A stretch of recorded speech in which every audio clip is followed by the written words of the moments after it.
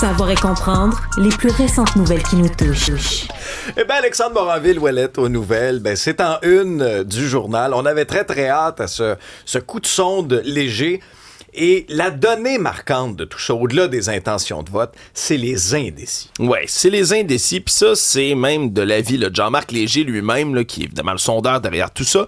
Presque du jamais vu, là, de voir que, comme ça, quelques mois à peine là, avant le scrutin, qui, je rappelle, est le 5 octobre prochain, on a 49% des répondants au sondage qui disent pouvoir encore changer d'idée là, pour voter pour un autre parti si jamais ils réussissent à les convaincre. Et c'est vraiment un été qui n'a pas été facile pour nécessairement là, certains grands partis. Là. Parlons entre autres du Parti libéral du Québec là, qui avait réussi à remonter dans les intentions de vote auprès des francophones, qui est un électorat assez critique, merci, ici au Québec.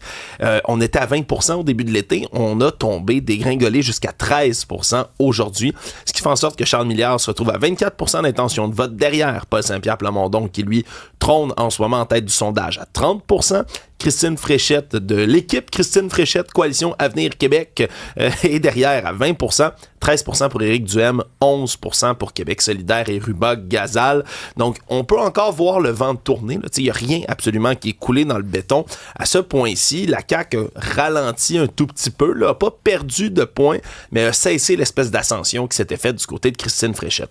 Pour ce qui est des enjeux, là, qui vont toucher les Québécois et Québécoises, puis on se comprend que c'est ça les thématiques dont les chefs vont devoir parler d'ici le 5 octobre prochain s'ils espèrent faire bouger les 49% là, qui sont pas décidés encore.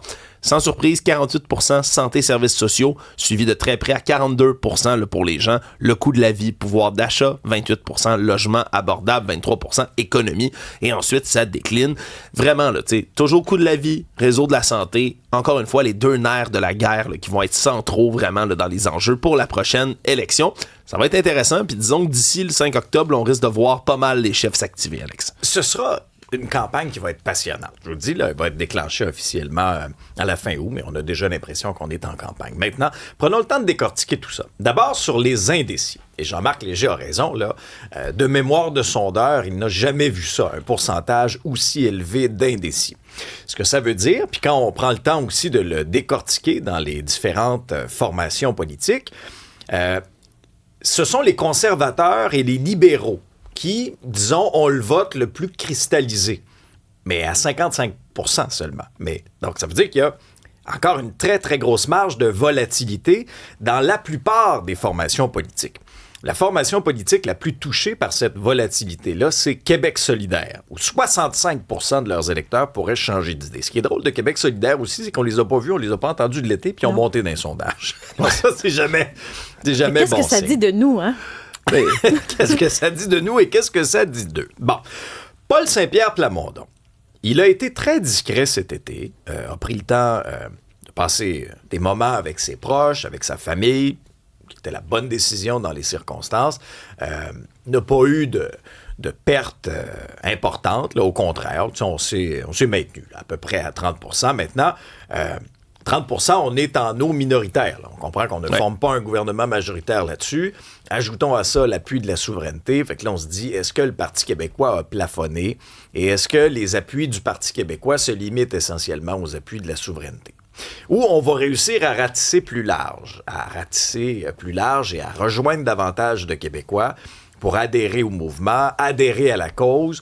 C'est pas moi, j'ai l'impression, je vous le dis, là, on va s'en reparler au lendemain de l'élection, mais je serais pas étonné que ce soit de un minoritaire et que les Québécois ne donnent pas les clés de la maison sans condition là, à Paul Saint-Pierre Plamondon. C'est un peu ce qu'on doit interpréter de ce coup de sonde aujourd'hui, c'est-à-dire, OK, les gens verraient bien Paul Saint-Pierre Plamondon à la tête du gouvernement du Québec, mais un instant pour le référendum, on n'a peut-être pas d'appétit présentement. Ça, dans le cas de Paul Saint-Pierre Plamondon, c'est ce qui ressort.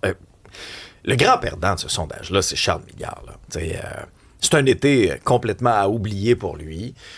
Une chance qu'il a sa base d'électeurs anglophones. Les irréductibles oui, aussi. Mais c'est comme ça qu'on explique le 24%. Là. Lui, il est en chute de 3 dans ce sondage-là, mais chez les francophones, tu l'as bien dit, Alex, c'est terrible là, pour les francophones. Là. il y a toujours l'espèce de base aussi du Parti libéral, tu sais, qui a une crainte du référendum aussi. Tu sais, tu parlais de l'électorat cristallisé. Il est le même du côté du Parti québécois que du côté du Parti libéral. Là. Tu sais, c'est vraiment la classique rivalité souverainiste fédéraliste qu'on peut voir de ce côté-là. Il y a deux autres choses aussi qui pourraient être intéressantes, des nouveautés, entre guillemets, là, qu'on pourrait voir au Québec. Peut-être la première élection d'un député conservateur dans la région de Québec, peut-être même plus qu'un aussi. Ils ont de très bonnes chances. Ce serait quand même le premier député élu depuis l'époque de Maurice Duplessis sous la bannière du Parti conservateur.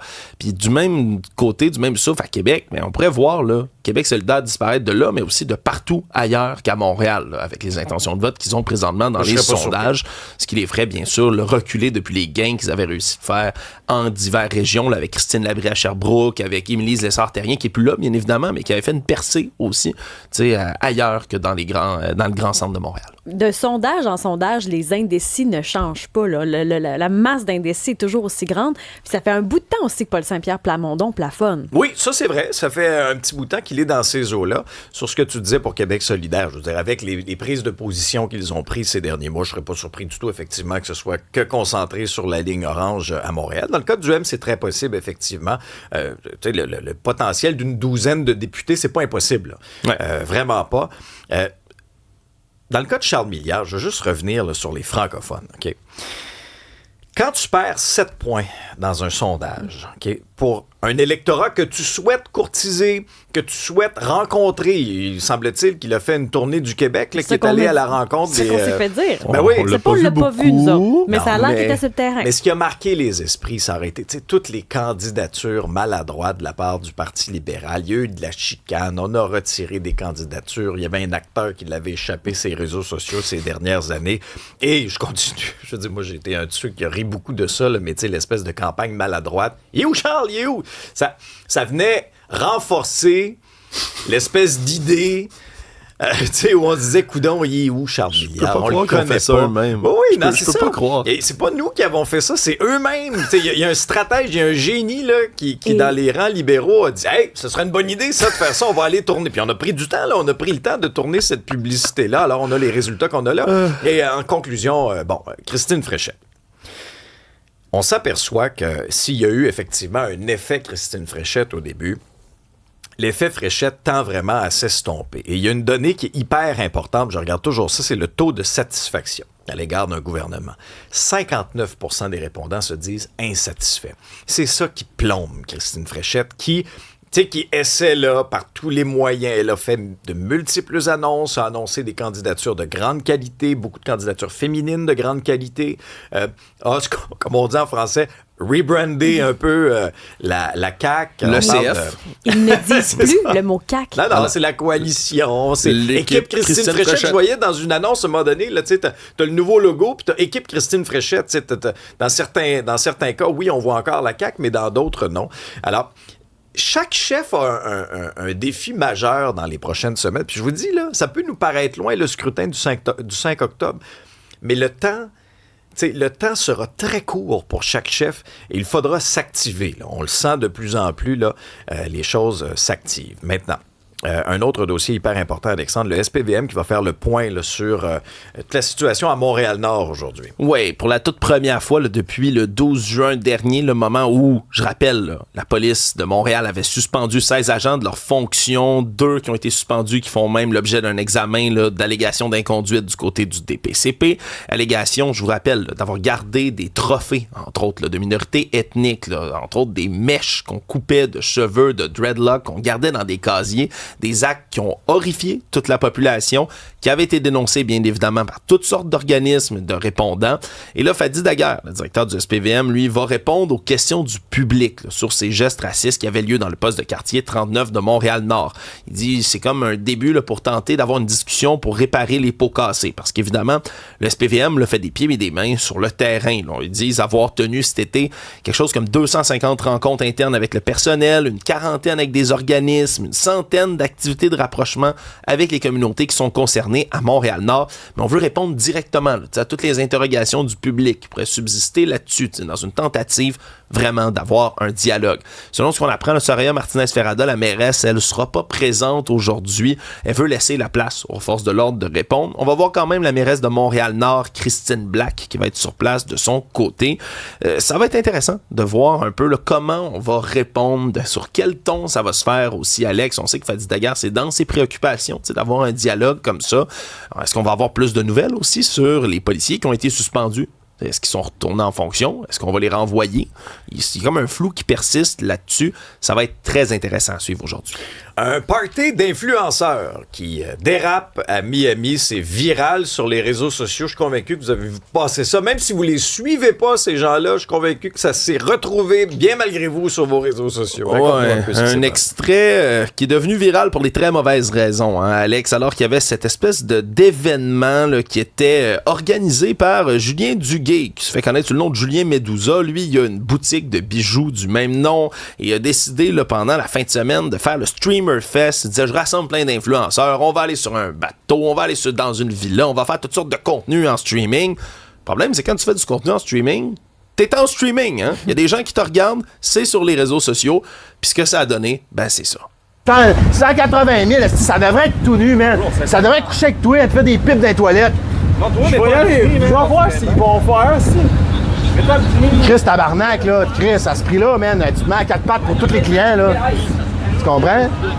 Alors, on voit Julien Duguay fortement intoxiqué, semble-t-il. Il l'a lui-même avoué. Ouais, il l'a lui-même avoué en train de dire que le prix pour lequel il avait payé le bateau, mais à ce prix-là, il devrait y avoir des services sexuels rendus par les femmes qui travaillent à bord du bateau en question. Facile de mettre ça sur le dos de l'alcool. Ouais, facile de mettre ça sur le dos de l'alcool. Des propos misogynes, dégueulasses qui ont été dénoncés par plein de gens. Il y a des influenceurs qui ont quitté son événement, qui ont sacré le camp. Il y a l'avocate criminaliste Vicky Powell, elle, qui est allée, qui a parlé au journal, qui a également fait des publications sur les réseaux sociaux en disant, c'est parce que vous savez que ça, c'est comme du proxénétisme aussi, c'est un crime, ce que vous avez énoncé, là, de verbaliser, vouloir faire ça. C'était pas glorieux, Alex, je suis convaincu qu'il y a bien des influenceurs qui ont regretté rapidement de s'être associés à ça. Jean-François, je sais pas si c'est encore l'extrait, parce que Medusa, il y a un message aussi pour les Québécois à la fin de cette vidéo-là. Tu me feras signe si jamais tu réussis à le retrouver, mais 2-3 réflexions en lien avec ça. D'abord, quand je regardais ça, je sais pas si vous vous souvenez de la série Jersey Shore. Là. Oui. Ça avait marqué les esprits il y a quelques années. Bon, l'impression qu'on assiste un peu à la version Temu là, de Jersey Shore. Non, mais tu sais, version un peu cheap, grotesque. Là, bon, c'est l'opulence, on flash son argent. Je dis, regarde, si vous voulez flasher votre argent, faites bien ce que vous voulez, gérez vos finances comme vous voulez. Là.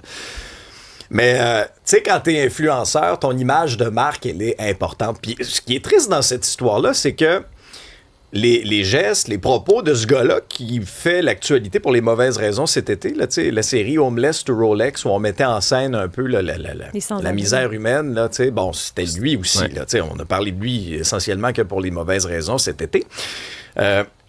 Mais ça rejaillit sur le métier d'influenceur. Puis là, je suis convaincu, là, il y a plein d'influenceurs qui n'étaient pas nécessairement sur son bateau, qui regardent ça de l'extérieur, qui disent hey, c'est pas vrai, on va encore refaire un tour de laveuse. Non, mais tu sais, c'est comme Sunwing, là, les influenceurs là, sur le vol de Tulum à Sunwing, j'ai l'impression qu'on revit un peu la même chose. Il y en a plusieurs, effectivement, qui disent bon, on est parti de là dès qu'on a pris connaissance de la situation. Est-ce que c'est ça ou c'est que il y a peut-être certains partenaires financiers, là, des commanditaires qui ont dit qu'est-ce que tu fais dans l'événement de cet individu-là? Il y a quelque chose qui me fascine aussi de dire OK, pourquoi on regarde ça? C'est quoi l'intérêt de ça? Et je vais juste... Puisque la fin de l'extrait, c'est important aussi, tu sais... parce qu'il dit ça, il a tenu des propos complètement dégradants. Imaginez, là, ceux qui sont pas offusqués par ce genre de propos-là, là, imaginez là, si c'était des propos tenus envers votre fille, envers votre sœur, votre meilleure amie. Sincèrement, là, c'est inacceptable. Puis après ça, c'est comme si il voit quand même venir, là, tu sais, la réaction au Québec. Regardez ce qu'il vous a dit aux Québécois. Pas en crise de ce que vous pensez de moi. Rien à foutre, allez chier. Une bande de Québécois haters. Les tailleurs. Peut-être que le lendemain de veille est un peu plus difficile. Là. Je voyais des images de lui qui était tout seul sur son bateau hier. Mais pour les influenceurs, c'est quand même une espèce de pensée-y bien avec qui on s'associe. Parce qu'il y en a qui se sentent écorchés, mais reste que c'est un personnage aussi avant qu'il parte. Là. Donc, je sais que l'attrait de l'argent peut être là, sauf qu'il faut quand même faire attention parce qu'une image de marque, c'est vraiment difficile à revamper quand t'es écorché. C'est tellement grotesque, tout ça, en tout cas. Et là, je commence à avoir les oreilles rouges. Oui, c'est ça, ça commence un tout petit peu votre pression, monsieur Dupont.